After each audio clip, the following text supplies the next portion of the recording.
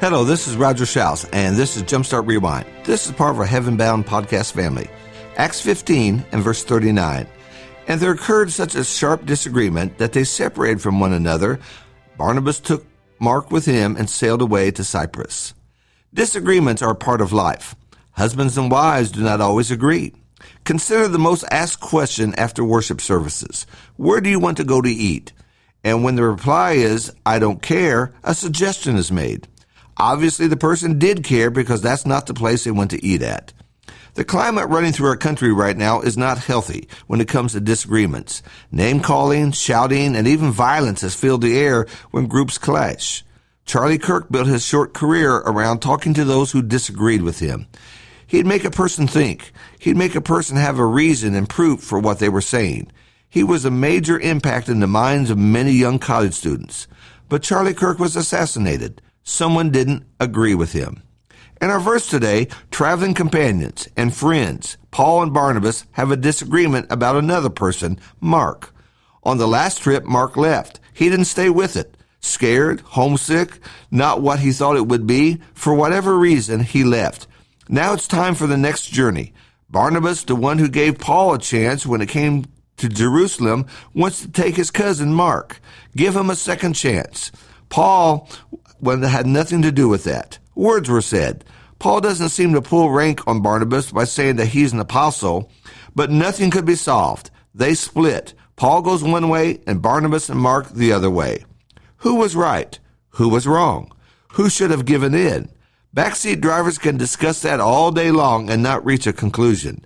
Sometimes there is no right or wrong, and yet it just doesn't work for some people. I was reading about the old Leavenworth Christian Church, which is not far from my area. Back in the early 1900s, the congregation became divided over the use of instrumental music. The disagreement became heated between the conservative element and the progressive side. Eventually, a lawsuit and a judge had to determine who would get possession of the building. The judge sided with the Christian church people.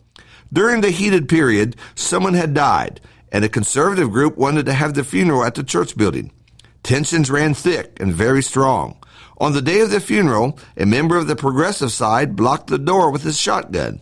He wasn't let anyone from the other group inside. The funeral was conducted on the front steps of the church building. Now here are some thoughts. First, often years after the disagreement, what is remembered most is how people conducted themselves. This is true in church splits. This is true in arguments at home. We may not remember what the issue was, but we carry with us the insults, the belittling, the name-calling. Kids will remember the shouting and the slamming of doors.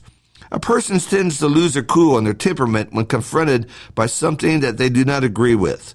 Among brethren, we can toss out everything we've ever heard about the Bible for the sake of winning our argument. Fist fights, knives being pulled are some of the horrific stories that I've heard that took place when brethren have disagreed.